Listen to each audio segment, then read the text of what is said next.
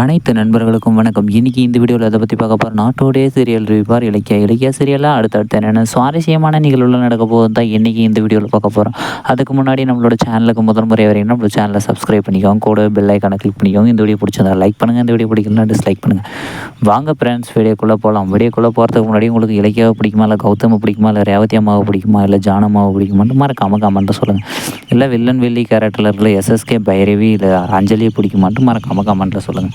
நம்மளோட இலக்கிய சீரியலில் நம்மளோட கௌதமுக்கு வந்த ஆபத்தை இலக்கியை எப்படி சமாளித்து காப்பாற்றி வெளியே கூட்டிகிட்டு வந்தாங்கன்னா, இளநீ கடைக்காரங்கிட்ட இருந்து கத்தியை வாங்கி நம்மளோட கௌதம் குத்த வந்தவனே இவங்க வெட்டுறதுக்காக முயற்சி பண்ணி கௌதம் ஒரு வழியாக காப்பாற்றி கூட்டிகிட்டு வந்துட்டாங்க.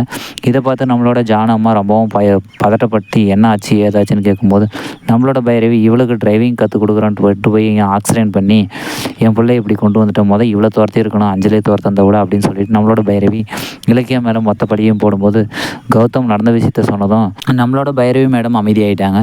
அதுக்கப்புறமேட்டுக்கு என்ன தான் வச்சுருக்கிற எஸ்எஸ்கேவுக்கு பிடிச்ச பொருளை அப்படின்னு சொல்லிட்டு பைரவி புதுசாக ஒரு பிரச்சனை இதையே நம்மளோட ஜானம்மா பெரிய விஷயமா பண்ணி என்ன பொருள் அதை சொல்லு அப்படின்னு சொல்லிட்டு நம்மளோட இலக்கிய கிட்ட ஜானு கேட்கும்போது சொல்ல முடியாமல் மெல்லவும் முடியாமல் நம்மளோட இலக்கியத்தை வச்சுட்டு இருக்கிறாங்க. இதெல்லாம் ஒரு பக்கம் அப்படி இருந்தாலையும் எஸ்எஸ்கே கிட்ட பைரவி பேசும்போது கரெக்டாக கௌதம் கண்டுபிடிச்சிட்டாரு. இனிமேல் கௌதம் என்ன பண்ண போகிறாருன்னு தெரியல, இல்லை கௌதம் கிட்டேருந்து எப்படி பைரவி தப்பிக்க போகிறாங்கன்னு தெரியலைங்க.